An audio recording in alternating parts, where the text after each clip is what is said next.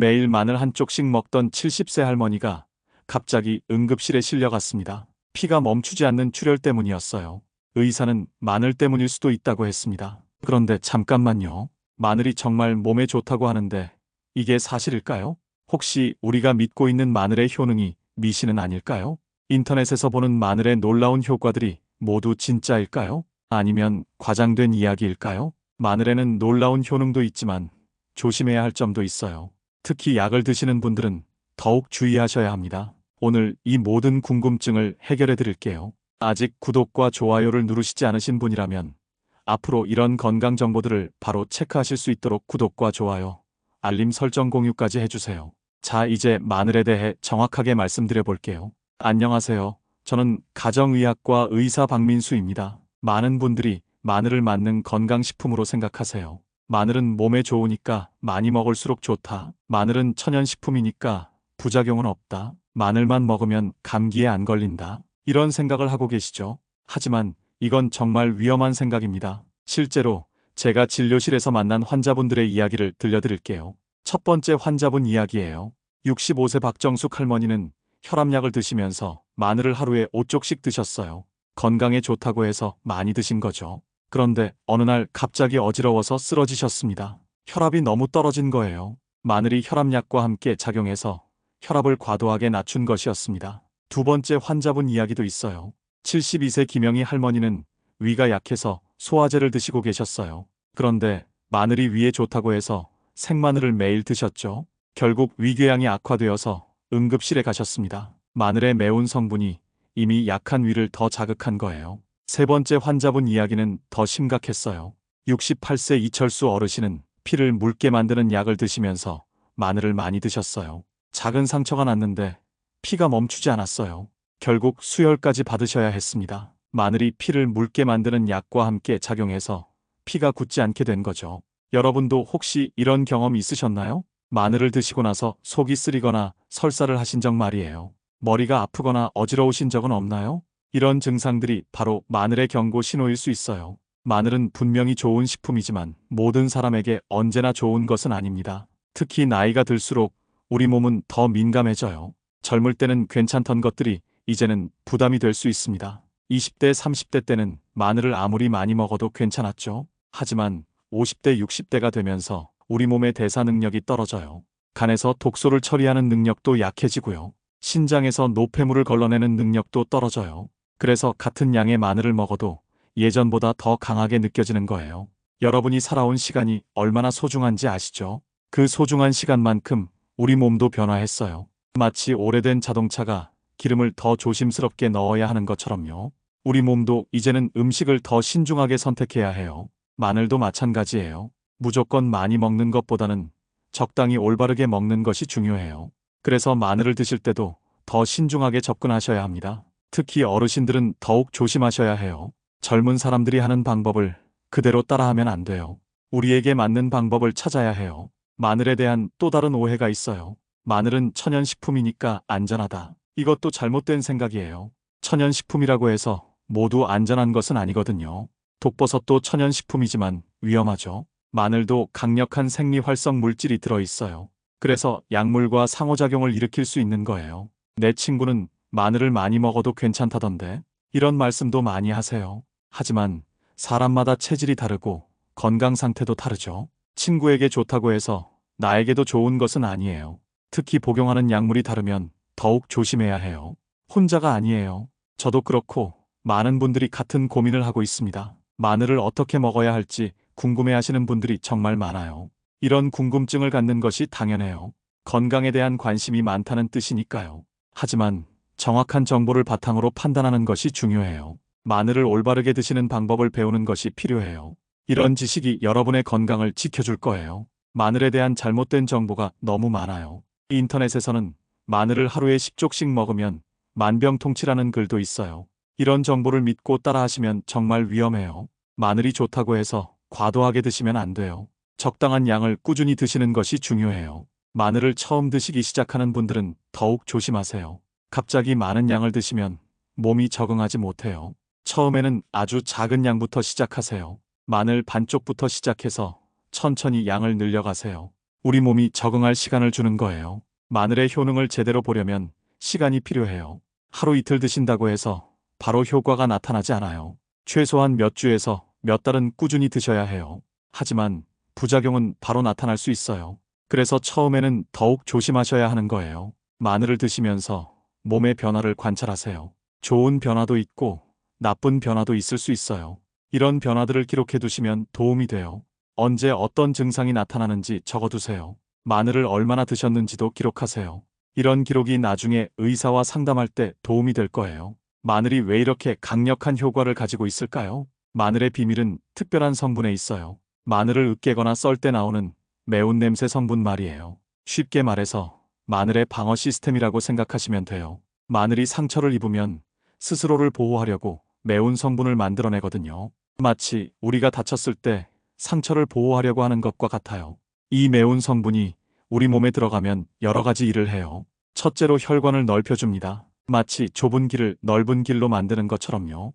혈관이 넓어지면 피가 잘 돌아가요. 하지만 이미 혈압약을 드시는 분들은 조심하셔야 해요. 혈압약도 혈관을 넓혀주는 역할을 하거든요. 둘 다 함께 작용하면 혈압이 너무 떨어질 수 있어요. 실제로 많은 분들이 이런 경험을 하세요. 마늘을 드시고 나서 갑자기 어지러워 하시는 분들이 있어요. 둘째로 피를 묽게 만들어줍니다. 끈적한 꿀을 물처럼 묽게 만드는 거죠. 피가 묽어지면 피가 잘 돌아가요. 심장이 피를 보내기도 쉬워지고요. 하지만 이것도 양날의 칼이에요. 피를 묽게 만드는 약을 드시는 분들은 위험할 수 있어요. 피가 너무 묽어지면 출혈이 쉽게 생겨요. 작은 상처에도 피가 잘 멈추지 않아요. 코피가 자주 나거나 멍이 쉽게 들 수도 있어요. 셋째로 나쁜 균을 없애줍니다. 우리 몸의 경비원 역할을 하는 거예요. 마늘에는 균을 죽이는 힘이 있거든요. 옛날부터 마늘을 천연항생제라고 불렀어요. 감기나 염증을 예방하는 효과가 있죠. 하지만 이것도 과하면 문제가 될 수 있어요.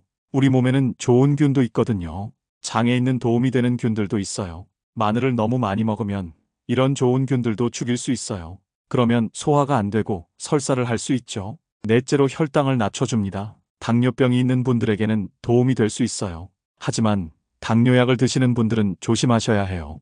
약과 마늘이 함께 작용하면 혈당이 너무 떨어질 수 있거든요. 혈당이 너무 떨어지면 정말 위험해요. 의식을 잃을 수도 있어요. 이런 작용들이 바로 마늘의 장점이면서 동시에 단점이 될 수 있어요. 예를 들어서 이미 혈압약을 드시는 분이 마늘을 많이 드시면 어떻게 될까요? 혈압약도 혈관을 넓혀주는 역할을 하고 마늘도 같은 역할을 해요. 그러면 혈압이 너무 떨어질 수 있겠죠? 마치 브레이크를 2번 밟는 것과 같아요. 차가 갑자기 멈춰버리는 것처럼 혈압도 갑자기 떨어져요. 그래서 어지러워 하시는 거예요. 또 다른 예를 들어볼게요.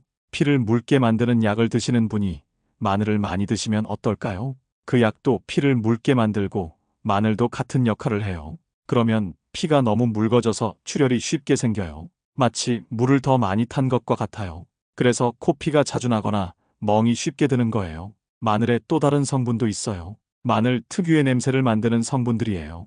이 냄새 성분들도 우리 몸에 여러 가지 작용을 해요. 간에서 몸의 독소를 없애는데 도움을 줘요. 하지만 간이 약한 분들은 오히려 부담이 될 수 있어요. 간에서 처리해야 할 일이 많아지거든요. 혹시 여러분도 이런 경험 있으셨나요? 약을 드시면서 마늘을 함께 드시고 계신가요? 마늘을 드시고 나서 몸의 변화를 느끼신 적이 있나요? 이런 변화들이 바로 마늘의 강력한 작용 때문이에요. 마늘이 단순한 향신료가 아니라 강력한 약 같은 성분이 들어있다는 걸 이해하셔야 해요. 그래서 더 신중하게 접근하셔야 하는 거예요. 마늘의 효과가 나타나는 시간도 사람마다 다르달라져요. 어떤 분은 드시고 30분 만에 변화를 느끼세요. 어떤 분은 몇 시간 후에 느끼시기도 하고요. 이런 개인차를 고려해서 드시는 것이 중요해요. 마늘의 성분은 계절에 따라서도 달라져요. 봄에 나는 마늘과 가을에 나는 마늘이 다르거든요. 봄 마늘은 수분이 많고 매운맛이 덜해요. 가을 마늘은 매운 성분이 더 많아서 매워요. 그래서 계절에 따라 섭취량을 조절하는 것도 좋아요. 마늘을 보관하는 방법에 따라서도 성분이 달라져요. 너무 오래 보관하면 매운 성분이 줄어들어요. 하지만 너무 신선한 마늘은 자극이 더 강할 수 있어요. 마늘을 어떻게 조리하느냐에 따라서도 효과가 달라져요. 생마늘이 가장 강력하지만 자극도 가장 커요. 익힌 마늘은 자극은 줄어들지만 효과도 약해져요. 여러분의 몸 상태에 맞춰서 조리법을 선택하시는 것이 중요해요. 이제 여러분의 건강 상태에 따라 마늘을 어떻게 드셔야 하는지 알려드릴게요. 혈압약을 드시는 분들, 하루에 마늘 한쪽 정도만 드세요. 그것도 생마늘보다는 익힌 마늘이 좋아요. 혈압을 자주 재시면서 변화를 지켜보세요. 당뇨약을 드시는 분들, 마늘이 혈당을 낮춰주는 효과가 있어요. 하지만 당뇨약과 함께 드시면 혈당이 너무 떨어질 수 있어요. 의사와 상담하시고 혈당을 더 자주 체크하세요. 혈액 희석제를 드시는 분들, 이분들은 특히 조심하셔야 해요. 마늘이 피를 묽게 만들어서 출혈이 쉽게 일어날 수 있거든요. 수술 전에는 반드시 마늘 섭취를 중단하세요. 위장이 약한 분들, 마늘의 매운 성분이 위를 자극할 수 있어요. 공복에는 절대 드시지 마세요. 꼭 식사 후에 드시고 우유나 요구르트와 함께 드시면 좋아요. 건강한 분들, 하루에 마늘 2쪽에서 3쪽 정도가 적당해요. 그 이상은 오히려 독이 될 수 있어요. 여러분의 상황에 맞는 방법을 찾는 것이 가장 중요합니다. 혼자가 아니에요. 저도 그렇고 많은 분들이 같은 고민을 하고 있습니다. 이제 마늘을 언제 어떻게 드시면 좋은지 구체적으로 알려드릴게요. 시간대별로 나누어서 설명해 드릴게요. 먼저 아침 시간대에 대해 말씀드릴게요. 아침 6시부터 10시 사이 말이에요.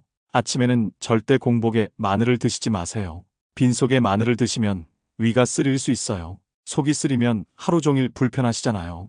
아침 식사를 하신 후 30분 정도 지나서 드세요. 아침 식사로 빵을 드셨다면 토스트에 마늘을 발라서 드시면 좋아요. 마늘 한쪽을 으깨서 버터와 함께 발라 드세요. 이렇게 하면 마늘의 자극도 줄어들고 맛도 좋아져요. 아침에 죽을 드시는 분들은 죽에 마늘을 넣어서 끓이세요. 마늘죽은 소화도 잘 되고 영양도 좋아요. 마늘차를 우려서 드시는 것도 좋은 방법이에요. 마늘 한쪽을 썰어서 뜨거운 물에 우려내세요. 꿀을 조금 넣으면 더 맛있어요. 아침에 마늘을 드시면 하루 종일 에너지가 넘쳐요. 하지만 직장에 출근하시는 분들은 냄새 때문에 부담스러우시죠? 그럴 때는 마늘을 드신 후 우유를 마시세요. 우유의 단백질이 마늘 냄새를 줄여줘요. 파슬리를 씹어도 냄새가 줄어들어요. 다음은 점심시간대에 대해 말씀드릴게요. 오전 11시부터 오후 2시 사이예요. 점심시간은 마늘을 드시기 좋은 시간이에요. 위장이 가장 활발하게 활동하는 시간이거든요. 점심 식사에 마늘을 요리에 넣어서 드세요. 볶음 요리나 찌개에 넣으면 맛도 좋고 자극도 적어요. 마늘 볶음밥을 해서 드시는 것도 좋아요. 마늘을 기름에 볶아서 밥과 함께 볶으면 향이 좋아져요. 된장찌개에 마늘을 넣어서 끓이시면 어떨까요? 마늘의 매운맛이 된장의 구수함과 잘 어울려요. 점심에 국수를 드시는 분들은 국수에 마늘을 넣어보세요. 마늘 국수는 몸을 따뜻하게 해줘요. 특히 겨울철에 드시면 감기 예방에 도움이 돼요. 점심 식사 후에는 녹차를 마시세요. 녹차가 마늘 냄새를 줄여주고 소화도 도와줘요. 이제 오후 간식 시간에 대해 말씀드릴게요. 오후 3시부터 5시 사이예요. 오후에는 마늘을 간식처럼 드시면 좋아요. 마늘 한쪽을 꿀에 재워서 드시는 방법이 있어요. 꿀의 단맛이 마늘의 매운맛을 중화시켜줘요. 꿀에 재운 마늘은 기침이나 목감기에도 좋아요. 마늘을 얇게 썰어서 요구르트에 넣어서 드시는 것도 좋아요. 요구르트에 좋은 균이 마늘의 자극을 완화시켜줘요. 오후에 차를 마시시는 분들은 마늘차를 해보세요. 마늘 두 쪽을 썰어서 물에 끓여서 우려내세요. 생강을 조금 넣으면 더 맛있어요. 꿀이나 레몬을 넣어도 좋아요. 다음은 저녁 시간대에 대해 말씀드릴게요. 오후 6시부터 8시 사이예요. 저녁에 마늘을 드시면 잠자는데 도움이 될 수 있어요. 마늘이 피가 잘 돌게 해서 몸이 따뜻해져요. 하지만 너무 많이 드시면 속이 쓰려서 잠을 못 이룰 수 있어요. 저녁 식사에 마늘을 넣어서 요리하세요. 마늘 두 쪽 정도면 충분해요. 마늘 삼겹살을 구워서 드시는 것도 좋아요. 고기의 기름기가 마늘의 자극을 줄여줘요. 마늘 치킨을 해서 드시는 것도 맛있어요. 닭고기와 마늘이 잘 어울려요. 저녁 식사 후에는 따뜻한 우유를 마시세요. 우유가 마늘 냄새도 줄여주고 잠자는데도 도움이 돼요. 이제 주중과 주말을 구분해서 드시는 방법에 대해 말씀드릴게요. 주중에는 직장 때문에 마늘 냄새가 부담스러우시죠? 동료들에게 피해를 줄 수 있어요. 그럴 때는 주말에 집중해서 드세요. 금요일 저녁부터 일요일까지 마늘을 충분히 드시세요. 월요일 아침에는 마늘을 드시지 마세요. 주말에는 마늘 요리를 다양하게 해보세요. 마늘 파스타, 마늘 볶음밥, 마늘 스프 등등요. 가족들과 함께 마늘 요리를 해보시는 것도 좋아요. 다음은 마늘 냄새를 줄이는 구체적인 방법에 대해 말씀드릴게요. 마늘을 드신 후 우유를 마시세요. 우유의 단백질이 마늘 냄새를 없애줘요. 사과나 배를 씹어도 도움이 돼요. 과일의 효소가 마늘 냄새를 분해해줘요. 파슬리를 씹으면 입냄새가 줄어들어요. 파슬리에 있는 성분이 냄새를 없애줘요. 녹차를 마시거나 레몬물을 드시는 것도 좋아요. 녹차의 성분이 냄새를 줄여줘요. 양치질을 할 때는 혀도 닦아주세요. 마늘 냄새가 혀에 많이 남아있거든요. 마지막으로 마늘을 보관하고 준비하는 방법에 대해 말씀드릴게요. 마늘은 바람이 잘 통하는 서늘한 곳에 보관하세요. 습하면 곰팡이가 생길 수 있어요. 냉장고에 넣으면 싹이 날 수 있어요. 실온에서 보관하는 것이 좋아요. 마늘을 한 번에 많이 까서 준비해 두세요. 올리브 오일에 담가두면 편해요. 올리브 오일이 마늘이 상하는 것을 막아줘요. 냉장고에 넣어두면 일주일 정도 보관할 수 있어요. 마늘을 으깨서 얼음틀에 넣고 얼려두세요. 필요할 때마다 하나씩 꺼내서 쓰시면 편해요. 마늘 가루를 만들어서 보관하는 것도 좋아요. 마늘을 말려서 갈아두면 오래 보관할 수 있어요. 작은 실천이 쌓이면 큰 변화를 만들 수 있습니다. 매일 조금씩 올바른 방법으로 드시면 건강에 큰 도움이 될 거예요. 시간대별로 나누어서 드시면 더 효과적이에요. 자신의 생활 패턴에 맞춰서 드시는 것이 중요해요. 너무 부담스러워하지 마세요. 천천히 습관을 만들어 가시면 돼요. 이 작은 습관 하나가 인생을 바꾸기도 합니다. 마늘을 드시다가 이런 증상이 나타나면 병원에 가셔야 해요. 절대 가벼이 생각하시면 안 돼요. 가장 위험한 증상부터 말씀드릴게요. 첫 번째로 즉시 응급실에 가야 하는 경우가 있어요. 갑자기 어지러워서 쓰러질 것 같을 때예요. 이건 혈압이 갑자기 떨어진 것일 수 있어요. 특히 혈압약을 드시는 분들은 더욱 위험해요. 마늘과 혈압약이 함께 작용해서 혈압이 너무 떨어진 거예요. 이럴 때는 즉시 119에 전화하세요. 혼자 운전해서 병원에 가시면 안 돼요. 길에서 의식을 잃을 수 있어요. 두 번째로 코피가 자주 나거나 멍이 쉽게 들 때도 위험해요. 이건 피가 너무 묽어진 것일 수 있어요. 피를 묽게 만드는 약을 드시는 분들은 특히 조심하세요. 마늘이 피를 더 묽게 만들어서 출혈이 잘 생기는 거예요. 작은 상처에도 피가 잘 멈추지 않아요. 잇몸에서 피가 나거나 소변에 피가 섞여 나올 수도 있어요. 이런 증상이 있으면 즉시 응급실에 가세요. 세 번째로 심한 복통이나 구토가 있을 때예요. 마늘이 위를 심하게 자극한 것일 수 있어요. 위궤양이나 위출혈이 생겼을 수도 있어요. 복통이 심해서 걷기 어려우시면 즉시 병원에 가세요. 피를 토하시거나 검은 변을 보시면 더욱 위험해요. 이건 위장 출혈의 신호일 수 있어요. 네 번째로 숨쉬기 어렵거나 가슴이 답답할 때예요. 마늘 알레르기일 수도 있어요. 목이 부어서 숨쉬기 어려우시면 즉시 응급실에 가세요. 온몸에 두드러기가 나거나 가려움이 심하면 알레르기 반응이에요. 이제 빠른 시일 내에 병원에 가야 하는 증상들을 말씀드릴게요. 첫 번째로 마늘을 드시고 나서 계속 속이 쓰릴 때예요. 하루 이틀 지나도 계속 속이 쓰리면 위염이 생겼을 수 있어요. 위 내시경을 받아보시는 것이 좋아요. 위궤양이 있는지 확인해야 해요. 두 번째로 설사가 며칠 동안 계속될 때예요. 마늘이 장을 자극해서 설사가 생길 수 있어요. 탈수가 될 수 있으니 빨리 병원에 가세요. 수액 치료를 받으셔야 할 수도 있어요. 세 번째로 두통이나 어지러움이 자주 생길 때예요. 혈압 변화 때문일 수 있어요. 혈압을 정기적으로 체크하셔야 해요.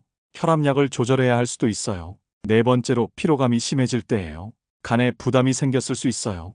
간 기능 검사를 받아보시는 것이 좋아요. 이제 병원에서 받아야 할 구체적인 검사들을 말씀드릴게요.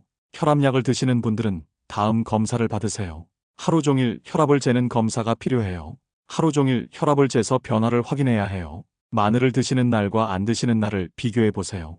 혈압이 어떻게 변하는지 확인할 수 있어요. 심전도 검사도 받으시는 것이 좋아요. 혈압 변화가 심장에 영향을 줄 수 있거든요. 피 검사로 몸의 균형도 확인하세요. 나트륨이나 칼륨 수치가 변할 수 있어요. 당뇨약을 드시는 분들은 다음 검사를 받으세요. 혈당을 더 자주 재셔야 해요. 하루에 4번에서 6번 정도 재시는 것이 좋아요. 3개월간의 평균 혈당을 확인하는 검사도 정기적으로 받으세요. 3개월간의 평균 혈당을 알 수 있어요. 인슐린 수치도 확인해 보세요. 마늘이 인슐린 분비에 영향을 줄 수 있어요. 피를 묽게 만드는 약을 드시는 분들은 다음 검사를 받으세요. 피가 얼마나 잘 굳는지 확인하는 검사예요. 이 수치가 너무 높으면 출혈 위험이 커져요. 정기적으로 검사를 받으셔야 해요. 혈소판 수치도 확인해야 해요. 혈소판이 너무 적으면 출혈이 잘 생겨요. 위장이 약한 분들은 다음 검사를 받으세요. 위내시경을 받아보세요. 위염이나 위궤양이 있는지 확인할 수 있어요. 위에 해로운 균이 있는지 확인하는 검사도 받으시는 것이 좋아요. 이 균이 있으면 위염이 더 심해질 수 있어요. 이제 의사에게 꼭 말씀해야 할 중요한 정보들을 알려드릴게요. 첫 번째로 어떤 약을 드시는지 정확히 말씀하세요. 약 이름을 정확히 기억하기 어려우시면 약봉지를 가져가세요. 혈압약, 당뇨약, 피를 묽게 만드는 약 등등 모든 약을 말씀하세요. 건강식품도 함께 말씀하세요. 오메가3, 비타민 등도 마늘과 함께 작용할 수 있어요. 두 번째로 마늘을 하루에 얼마나 드시는지 구체적으로 말씀하세요. 마늘 몇 쪽을 드시는지 정확히 알려주세요. 생마늘인지 익힌 마늘인지도 중요해요. 마늘차나 마늘 건강식품을 드시는지도 말씀하세요. 세 번째로 언제부터 마늘을 드시기 시작했는지 알려주세요. 증상이 언제부터 시작됐는지와 비교해보면 도움이 돼요. 마늘을 드시기 시작한 후에 증상이 생겼는지 확인할 수 있어요. 네 번째로 어떤 증상이 있는지 자세히 설명하세요. 언제 증상이 나타나는지 구체적으로 말씀하세요. 마늘을 드시고 몇 시간 후에 증상이 나타나는지 중요해요. 증상이 얼마나 지속되는지도 알려주세요. 이제 정기검진의 중요성과 주기에 대해 말씀드릴게요. 마늘을 꾸준히 드시는 분들은 정기검진을 받으세요. 혈압, 혈당, 간 기능 검사를 정기적으로 받으시면 좋아요. 3개월에 한 번씩은 기본 검사를 받으시는 것이 좋아요. 6개월에 한 번씩은 의사와 상담하세요. 마늘 섭취에 대해 의사와 상의하세요. 혈압약이나 당뇨약을 드시는 분들은 더 자주 받으세요. 한 달에 한 번씩은 병원에 가서 체크하세요. 약물 용량을 조절해야 할 수도 있어요. 검사 결과를 기록해 두시는 것도 좋아요. 혈압 수치나 혈당 수치를 적어두세요. 마늘을 드신 날과 안 드신 날을 비교해 보세요. 패턴을 파악할 수 있어요. 마지막으로 응급 상황 시 대처법을 알려드릴게요. 응급 상황이 생기면 당황하지 마세요. 가족이나 이웃에게 즉시 도움을 요청하세요. 119에 신고할 때는 다음과 같이 말씀하세요. 마늘을 드시고 나서 증상이 생겼다. 현재 드시고 있는 약물이 있다. 이런 정보를 미리 알려주세요. 응급실에 갈 때는 드시고 있는 약물을 가져가세요. 약봉지나 처방전을 챙겨가세요. 마늘을 언제 얼마나 드셨는지 메모해 두세요. 이런 정보가 진료에 도움이 돼요. 이런 증상들은 꼭 병원에서 확인해야 하지만 너무 걱정하실 필요는 없습니다. 조기에 발견하고 관리하면 충분히 해결할 수 있어요. 여러분의 건강이 가장 소중하니까요. 몸의 신호를 놓치지 마세요. 작은 변화라도 의사와 상담하는 것이 좋아요. 예방이 치료보다 중요해요. 정기적인 검진으로 건강을 지키세요. 마늘은 좋은 식품이지만 올바르게 드시는 것이 중요해요. 적당한 양을 꾸준히 드시면 건강에 도움이 될 거예요. 하지만 약을 드시는 분들은 의사와 상담하시는 것을 잊지 마세요. 마늘의 진실을 이제 아셨죠? 마늘이 만능이 아니라는 것도 말이에요. 하지만 올바르게 드시면 분명히 도움이 될 거예요. 지금까지 내용이 도움이 되셨다면 구독과 좋아요 부탁드려요. 앞으로도 놓치기 쉬운 건강 정보들을 정확하게 알려드리는데 큰 도움이 됩니다. 매번 새로운 정보들이 나오니 구독을 눌러주시면 빠른 정보를 알려드릴게요. 주변 어르신들께도 이 영상을 꼭 공유해주세요. 놓치면 정말 아쉬운 정보니까요. 마지막으로 모르는 부분이 있으시면 댓글을 남겨주세요. 제가 아는 부분에서 최대한 도와드릴게요. 오늘도 건강하고 따뜻한 하루 보내세요. 감사합니다.